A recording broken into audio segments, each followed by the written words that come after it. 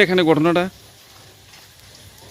ঘটনা হয়েছে এদিকে একটু আগে দিয়ে মনে করেন আমরা বারিন্দা ভিতরে বয়ে রয়েছি, তখন এর আগে দিয়ে একটা ঠাড়া মারছিল, তখন এটা একটু দূরে লাগছে। হ্যাঁ এরপরে আরেকটা ঠাড়া পড়ছে, আমার স্পষ্ট দেখছি আমি আগুনের ঝিলকিটা।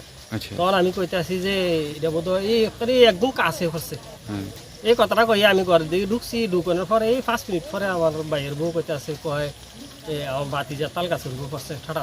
আচ্ছা তখন এরপর আমরা এদিকে এখন আইসি না, আর বৃষ্টি দিকে তখন আইয়ে দেখতেছি যে আগুনের গোলা পুরো স্পষ্ট দেখা যায়।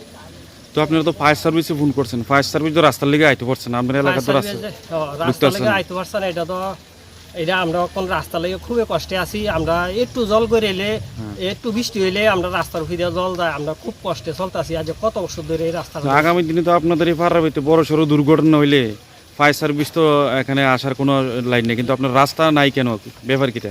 রাস্তা নাই কেন এটা আমরা একবার শুনছিলাম, এটা বলে মাইপা লয়ে গেছে 300 মিটার রাস্তা।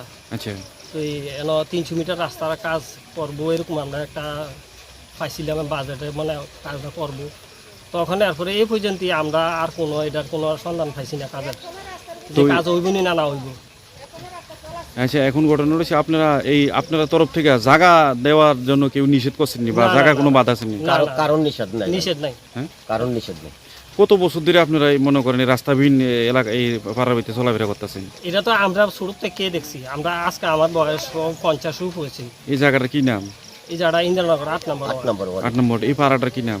এটা এই পাড়ার নাম নাই, আমরা ইন্দ্রনগরে। কত পরিবার আছেন টোটাল আপনারা অনুমান? 10 পরিবার, 15-20 পরিবার আছে। 20 পরিবার টোটাল। 15-20 পরিবার।